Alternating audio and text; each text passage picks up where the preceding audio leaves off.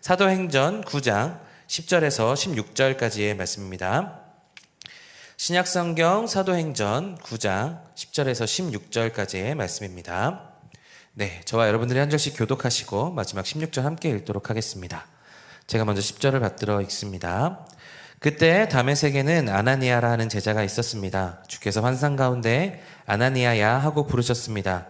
그가 예 주여 라고 대답하자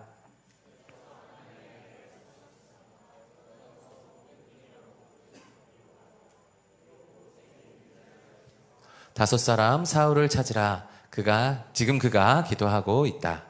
그는 환상 가운데 아나니아라는 사람이 와서 자기에게 손을 얹어 다시 보게 해주는 것을 보았다.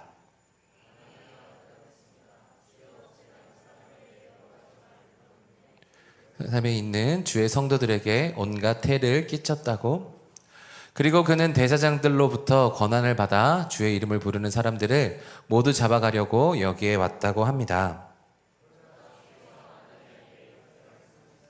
가거라, 이 사람은 이방 사람들과 왕들과 이스라엘 사람들 앞에서 내 이름을 전하도록 선택한 내 도구다. 함께 읽겠습니다.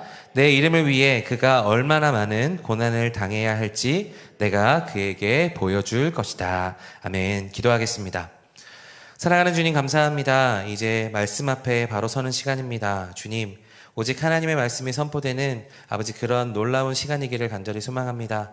사람이 말하지만 하나님이 말씀하시는 시간 되게 하시고 그것을 가능하게 하시는 성령님께서 지금 이 시간 운행하여 주셔서 우리의 마음에, 우리의 영에 깊숙한 곳에서 울려나오는 하나님의 음성이 들려오지는 귀한 우리 설교 시간, 이 말씀의 시간 될 수 있도록 인도하여 주시옵소서. 생명의 영역 있는 말씀이 내 삶을 살리고 나의 인생과 나의 모든 것들을 인도하시는 주님 바라보며 나아가는 귀한 말씀의 시간 될 수 있도록 인도하여 주옵소서. 종의 부족한 모습 가려 주시고 오직 하나님의 말씀만 드러나는 놀라운 시간 되게 하여 주옵소서. 함께 하실 것들 믿고 감사드리며 예수 그리스도의 이름으로 기도합니다. 아멘. 네, 오늘 저는 재창조를 위한 부르심, 아나니아의 순종 두 번째 시간입니다. 네, 계속해서 같은 본문으로 같은 제목으로 보고 있습니다. 재창조를 위한 부르심, 아나니아의 순종 두 번째 시간입니다.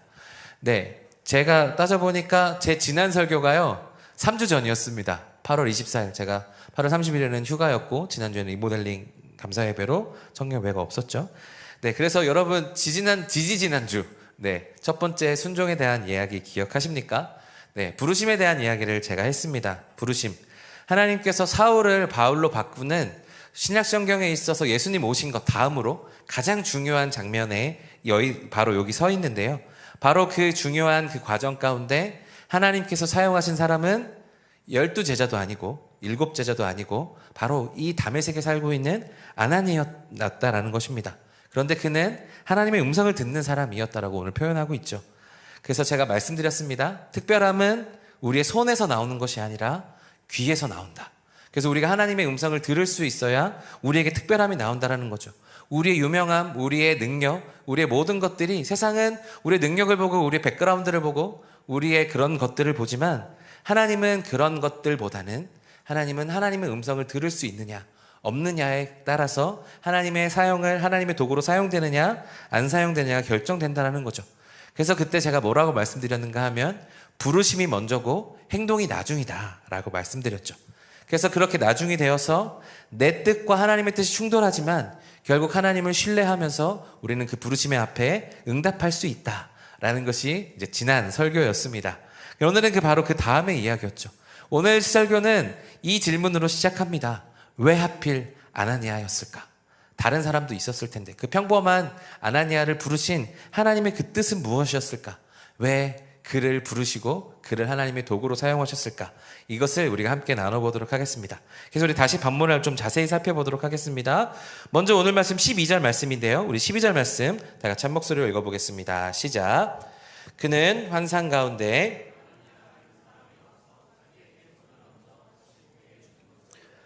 아멘. 오늘 12절은요, 하나님께서 아나니아에게 사울이 보고 있는 환상에 대해서 이야기하고 계십니다. 그런데 사울이 본 환상은 무엇입니까? 자신의 눈을 뜨게 해줄 사람의 이름을 밝히고 있죠. 아나니아라는 사람이 와서 너의 눈을 다시 보게 해줄 것이다. 그러니까 바꿔 말해보면 사울의 눈을 다시 뜨게 하는 것은 누가 할 수 있느냐 하면 바로 오직 아나니아만 할 수 있는 일입니다. 하나님이 다른 사람이 필요해서 이름을 언급하지 않으실 수도 있는데, 하나님이 내가 보낼 사람을 내가 예비했고 너는 그에게 기도를 받고 눈을 뜨면 된다 라고 말씀하시지 않으셨죠. 하나님은 아나니아 이름을 사울에게 먼저 밝히고 계셨다라는 것입니다. 그러면 이런 질문도 들죠. 그러면 아나니아라 이름하는 사람이 혹시 또 다메섹에 있었을까? 근데 저는 묵상해 보니까 없었을 것 같아요. 왜? 만약에 있었다면 성경이 아나니아를 좀 더 자세하게 기록했을 것 같아요. 근데 그게 아니라 다메섹에 사는 주의 제자 아나니아라고 설명하고 있는 것을 봐서는 아마 다메섹에서 정말 잘 믿는 사람은 아나니아, 오늘 부르심을 받은 그 사람밖에 없었을 거라는 거죠. 그러니까 사울의 눈을 뜨게 하는 그 부르심은 오직 단 한 사람, 그 아나니아만 염두에 두시고 부르셨다라는 것입니다. 오직 아나니아를 위해 예비되어 있는 부르심의 자리가 바로 오늘 정말 사울의 눈을 뜨는 신약 성경에서 정말 중요한 자리, 바로 오직 아나니아만 할 수 있는 자리였다라는 것입니다. 제가 이번 시리즈 설교를 준비하면서요, 하고 싶었던 이야기 중에 하나는 무엇인가 하면 우리가 아나니아처럼 부르심을 받을 수 있다라는 것입니다. 제가 여러분들에게 너 사도 바울처럼 살아야 돼, 그런 부르심 앞에 살아야 돼 라고 하면 우리가 좋을 수도 있지만 굉장히 부담스럽죠. 왜냐하면 사도 바울이 얼마나 많은 고생을 했고 얼마나 많은 노력과 그것을 통해서 정말 크게 하나님께 쓰임받은 사람이잖아요. 그렇게 크게 쓰임받고는 싶지만 그와 같이 우리가 사용되겠다라고 생각했을 때는 사실 나는 너무 연약해서 부족해 보인다라는 거죠. 그런데 사도 바울처럼 쓰이면 좋지만 나는 그렇게 쓰임받기에 너무 부족한 것 같아 보이는 거죠. 그러나 오늘 말씀 우리 가운데 무엇을 이야기하고 있습니까? 사울만 부르심을 받은 것이 아니라 아나니아도 하나님의 부르심을 받았다라는 것입니다. 사랑하는 여러분, 하나님은 모든 사람을 바울처럼 부르시지 않는다라는 것입니다. 어떤 사람은 베드로처럼 부르시고 어떤 사람은 오늘 아나니아와 같은, 사울과는 비교했을 때 어쩌면 굉장히 작은, 연약하고 평범한 부르심처럼 느껴지는 부르심이겠지만 하나님께서는 사울을 부르신 것과 아나니아를 부르신 것이 동일한 부르심이다 라는 거죠. 그래서 이 이야기를 발전시키면 어떻게 되느냐, 하나님은요 딱 나만을 위한 부르심의 계획을 가지고 있으시다라는 것입니다. 지금 여러분들이 서 계신 그 자리는 다른 사람들이 대체할 수 없는, 오직 여러분만이 감당할 수 있는 부르심의 자리다라는 것입니다. 바로 여러분만이 하실 수 있는 부르심이 있다는 거죠. 가정에서나 학교에서나 직장에서나 교회에서나, 아니면 우리가 상상할 수 없는 곳에서 하나님께서 나를 위해 예비해 두신 딱 나만을 위한 그 부르심의 자리가 있다는 거죠. 하나님은 그것을 위한, 나를 위한 위대한 계획을 가지고 계시다라는 것입니다. 내가 그것을 기억하지 못하고 깨닫지 못하고 있을 뿐이다라는 것이죠. 그래서 이것을 보면서 우리는 무엇을 해야 되느냐, 다른 사람들의 부르심을 보면서 부러워하지 않아야 됩니다. 앞에 서 있는 사람, 눈앞에 보이는 화려한 사람들을 보면서 저 사람은 저렇게 사용받는데 나는 왜 이렇게 부족하게 살아가고 있는가, 나 왜 이렇게 연약하게 이름 없이 빛도 없이 살아가는 것 같은가 라고 보면서 부러워하지 않으시기 바랍니다. 하나님은 여러분을 위한, 나를 위한 예비된 자리, 나에게 딱 맞게 세팅된 부르심의 자리가 반드시 있다는 것입니다. 그러므로 여러분의 그 부르심의 자리를 찾고 다른 사람들을 보면서 부러워하기보다는 내 부르심의 자리를 찾아갈 수 있는 저와 여러분들이 되기를 간절히 소망합니다. 그 자리는 반드시 우리 가운데 주어지게 되는 줄로 믿습니다. 그리고 하나님은요, 그 부르심을 단순히 부르심으로 끝나는 것이 아니라 그 부르심의 자리에서 우리가 무엇을 해야 될지도 가르쳐 주신다라는 것입니다. 오늘 말씀 11절 12절 말씀인데요, 우리 11절 12절 말씀도 다 같이 한 목소리로 읽어보겠습니다. 시작. 주께서 아나니아에게 말씀하셨습니다.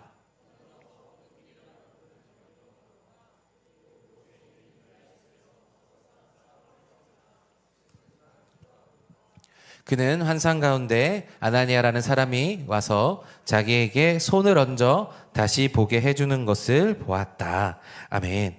하나님께서는요, 아나니아에게 어떻게 행동해야 되는지를 가르쳐 주셨습니다.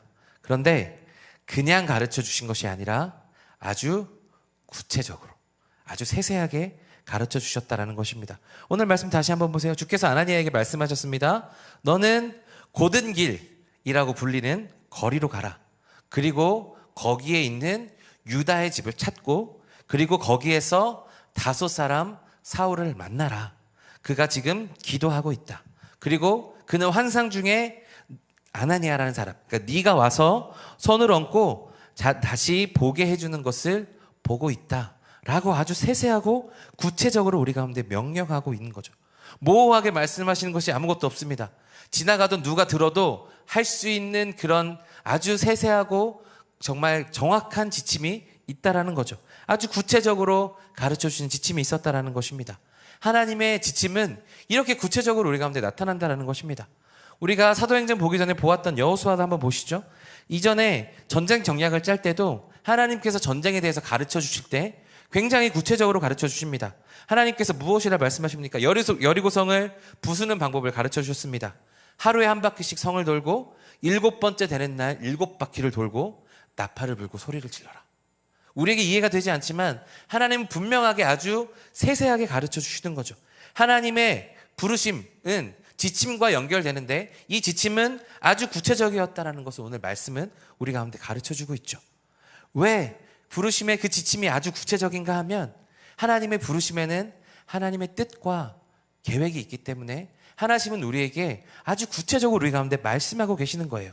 하나님은 아나니아를 향한 사울을 향한 놀라운 계획을 갖고 계셨죠. 오늘 말씀 12절을 보시면 이렇게 기록하고 있습니다. 아나니아가 손을 얹고 사울이 눈을 뜨게 하는 그림을 그려놓으신 것을 우리는 확인할 수 있습니다. 그리고 15절에 보면 하나님께서 바울에 대한 그 계획을 갖고 계시는데 우리 15절 말씀 다 같이 한 목소리로 읽어보겠습니다. 시작. 그러자 주께서 아나니아에게 이렇게 말씀하셨습니다. 가거라. 이 사람은 이방 사람들과 왕들과 이스라엘 사람들 앞에서 내 이름을 전하도록 선택한 내 도구다. 아멘. 하나님께서 사울을 향한, 그래서 사울을 바울로 바꾸셔서 무엇을 계획하고 계시는지를 아나니아에게 가르쳐 주시죠. 그러니까 하나님의 지침이 이렇게 구체적일 수 있는 이유는 무엇인가 하면 하나님은 우리를 향한 계획을 꿈을 가지고 계시다라는 것이고 그것을 우리에게 알려주기를 원하신다라는 것입니다. 이러한 계획과 뜻, 그 구체적인 부르심이 우리 가운데도 있다라는 것이죠. 아까 말씀드렸던 대로 나를 위한 오직 나만이 할 수 있는 그 특별한 부르심이 있다라는 것이고 그냥 부르심만 있는 것이 아니라 나를 위한 계획과 뜻과 그림이 하나님께는 있으시다라는 것입니다. 그런데 우리가 여기까지 들으면 위로가 되는 것 같으면서도 뭔가 마음에 와닿지 않아요. 그래, 하나님 나를 위한 자리를 예비하고 계시지. 그래, 구체적인 걸 우리에게 가르쳐 주시지 라는 것을 듣고 그래, 우리가 그런 것을 들을 수 있을 거야 생각하지만 뭔가 마음에 와닿지 않습니다. 왜 그러냐 하면 우리가 그런 그림이 우리 가운데 세세적으로 느껴본 적이 우리에게 세세한 그런 구체적인 지침이 나에게 그렇게 다가오는가, 하나님의 음성으로 그렇게 다가왔는가 생각해보면 그런 경험들이 우리 가운데 없습니다. 분명히 제가 목사님께서 구체적으로 지침을 주신다는데 하나님이 나를 위한 부르심의 자리가 있다고 하는데 왜 나는 그것이 느껴지지 않지? 라고 하면서 사실 마음 한쪽이 불편한 게 여러분의 마음일 거예요. 왜 구체적으로 지침을 주신다는데 나는 내 삶에서 무엇을 붙잡아야 되지? 나는 무엇을 해야 되지? 라는 질문이 생기면서 마음 한켠이 불편해질 거예요. 그런데 왜 그런가 하면 오늘 말씀이 우리 가운데 가르쳐주고 있는 것이 있습니다.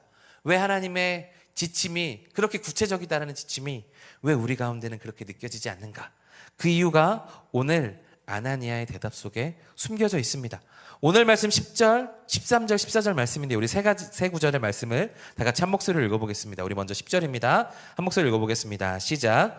그때 다메섹에는 아나니아라 하는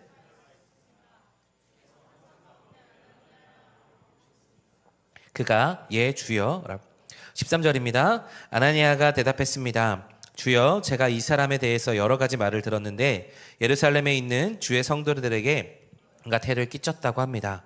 그리고 그는 대제사장들로부터 권한을 받아 주의 이름을 부르는 사람들을 모두 잡아가려고 여기에 왔다고 합니다. 아멘.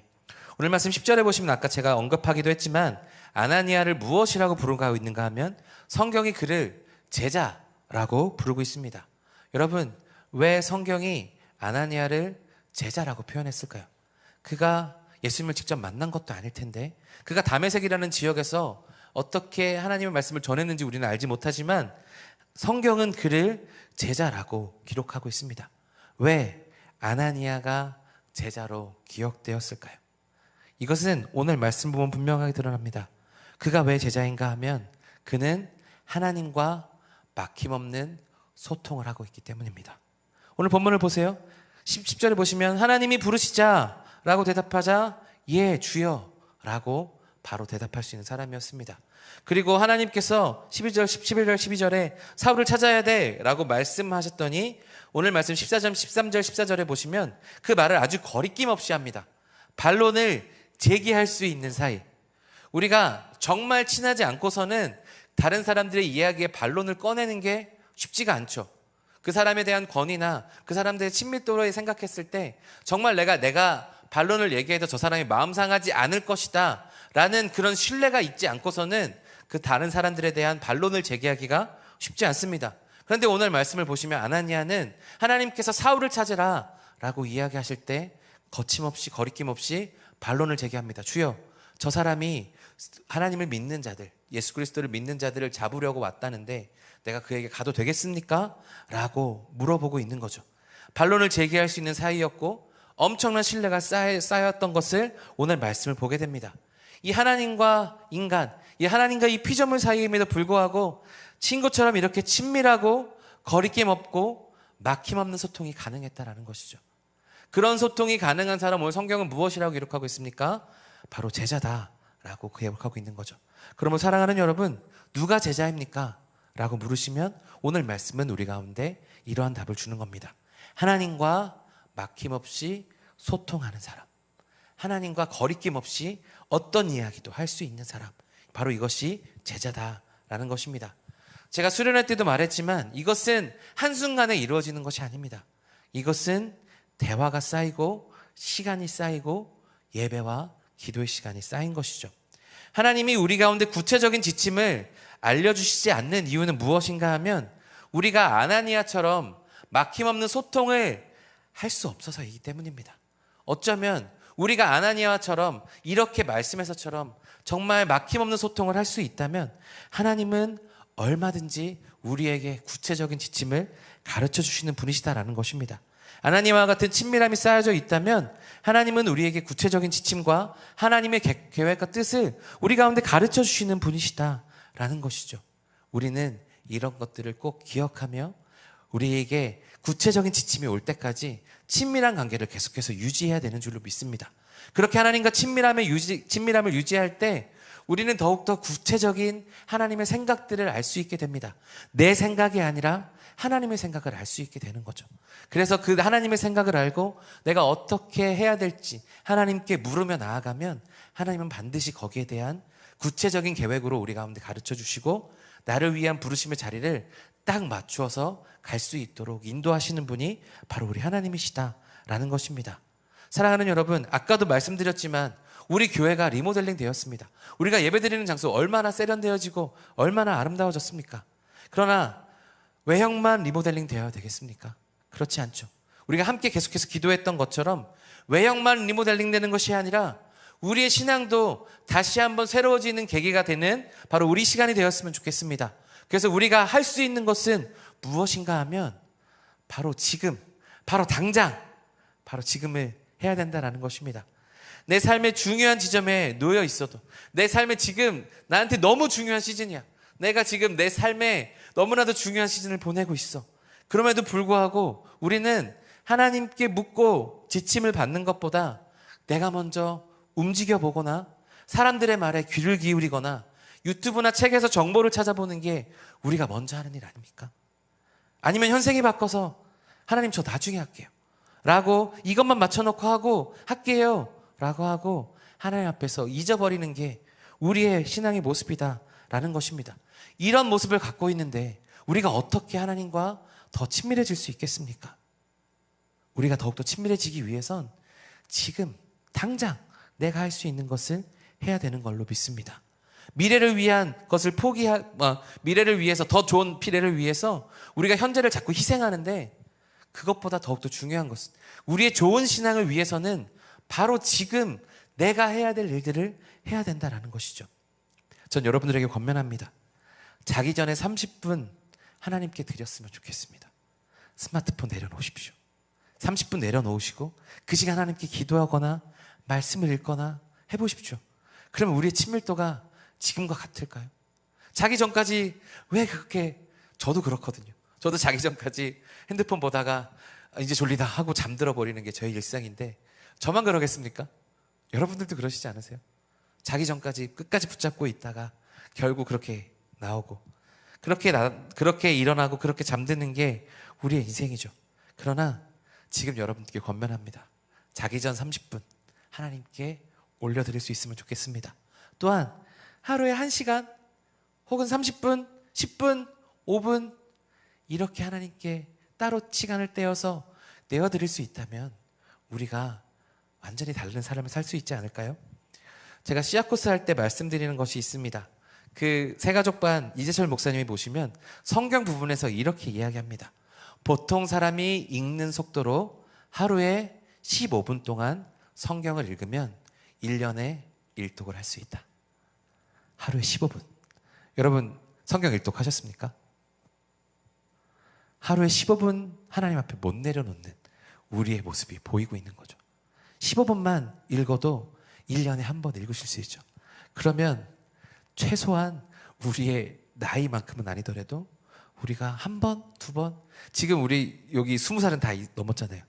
최소 한 번에서 5번 정도는 우리가 읽을 수 있는 시간이 있었을 것임에도 불구하고 우리는 그렇게 하지 못하고 있었던 거죠. 24시간 중에 15분도 우리가 하나님께 못 내고 있는 인생을 살아가고 있는지도 모릅니다. 우리가 이것을 놓치고 살아간다는 거죠. 그러나 하나님의 부르심과 계획을 우리가 신뢰하고 기억한다면 15분, 1시간, 2시간, 3시간 하나님 앞에 내어놓는 것, 그것이 우리에게 어려운 일이 되어서는 안 될 것입니다. 하나님이 아나니아를 위한 그 딱 특별한 자리를, 계획을 예비해 두시고 부르심의 자리를 예비해 두시고 그 구체적인 지침을 주셨는데, 우리에게도 그러한 자리가 예비되어 있는데 우리는 하나님과 이렇게 막힘없이 소통하지 못해서 그 자리를 누리지 못하고 있다라는 것입니다. 하나님이 우리를 향한, 나를 향한 특별한 계획이 있다라는 것, 이 부르심의 완성은 우리의 제자됨에 있다라는 거죠. 아까 말씀드렸던 대로 제자됨은 우리가 성경을 많이 읽고 우리가 기도를 많이 하고 이런 것들도 되게 중요하겠지만 결국 하나님과 막힘없는 소통을 내가 계속해서 할 수 있느냐, 내가 정말 시간 하나님께 내어드리고 시간이 쌓이고 관계가 쌓이고 하나님의 음성을 들을 수 있는 준비가 되어 있느냐. 초반에 말씀드렸던 대로 우리의 특별함은 나의 손에 있는 것이 아니라 나의 귀에 있다라고 말씀드렸잖아요. 그 친밀함의 정도에 따라서 우리의 특별함이 달라지게 되어 있다는 것입니다. 그래서 우리의 올바른 신앙의 척도는 어쩌면 내가 하나님을 위해 나의 것들을 얼마나 포기하고 있느냐, 내가 나의 시간들을 얼마나 포기하고 있으며 나의 물질들을 얼마나 포기하고 있으며 내가 사랑하고 있는 것들을 얼마나 포기하고 있느냐. 어쩌면 제자됨은 사실 거창한 게 아닐 수도 있어요. 하루에 10분, 하루에 30분, 5분, 10분 그 시간들이 쌓여서 내가 점차 제자도로 나아갈 수 있는, 제자됨의 척도로 나아갈 수 있다는 것이죠. 다음에 할게요, 하나님 제가 이것만 하고 할게요 라고 하는 것이 아니라 바로 지금 당장 오늘 예배가 마치고부터, 어쩌면 오늘 지금부터 결단하시면서 하나님과의 제자됨을 쌓아갈 수 있다면 오늘 제가 말씀드렸던 나를 위한 딱 맞는 그 부르심, 그리고 그 구체적인 부르심에 대하여서 우리는 응답받고 나아갈 수 있게 된다라는 것이죠. 사랑하는 여러분, 저는 여러분들이 이러한 특별한 부르심에, 이렇게 하나님의 부르심에 응답하고 그렇게 구체적인 지침에 따라 나아갈 수 있는 모든 우리들이 되기를 간절히 소망합니다. 그리고 그렇게 될 수 있다라고 믿습니다. 그렇게 되시면 우리는 아까 우리 영상에서도 나왔지만 한 명의 살아있는 예배자가 되는 거예요. 지금도 영과 진리로 예배하는 자들을 찾으시는 주님, 바로 여러분을 찾고 계시는, 바로 나를 찾고 계시는 하나님의 모습을 우리가 발견할 수 있게 된다는 것입니다. 여러분, 이 아나니아와 같은 이 특별한 부르심이 저와 여러분들에게 모두에게 미치는 우리 모두가 되기를 간절히 소망합니다. 말씀을 맺습니다. 여러분, 하나님께서는요 아나니아를 부르셨습니다. 그리고 그 아나니아의 부르심을 다른 사람으로 대체하지 않으셨습니다. 모세가요, 하나님께서 부르셨을 때 주님, 저는 입이 짧아서 못 나갑니다. 저는 할 수 없습니다. 라고 이야기해서 못 가겠다고 이야기해서 하나님이 모세와는 다른 사람을 부르시지 않았어요. 하나님은 모세에게 아론을 붙여주시고 동역자를 붙여주셔서 그 부르심을 감당할 수 있게 하셨습니다. 하나님은요, 당신이, 우리가 할 수 있는, 여러분이 할 수 있는, 오직 나만이 할 수 있는 아주 특별하고 오묘한 그 자리를 계획하시고 부르시고 계시는 줄로 믿습니다. 여러분, 이 자리가 여러분에게 예비되어 있음을 믿음으로 고백할 수 있기를 바랍니다. 그렇게 그 믿음으로 나아가실 수 있기를 바랍니다. 그러면 그 하나님의 부르심에 응답하고 구체적인 지침도 들으실 수 있는 그런 친밀함까지도 나아갈 수 있기를 바랍니다. 그렇게 되면 우리의 삶이 달라질 거예요. 여러분의 삶이 달라질 거예요. 우리 교회가 달라지고 여러분이 속한 모든 공동체가 달라질 줄로 믿습니다. 그런 특별한 부르심 앞에 바로 서서 친밀하게 나아갈 수 있는 저와 여러분들이 되기를 간절히 소망합니다.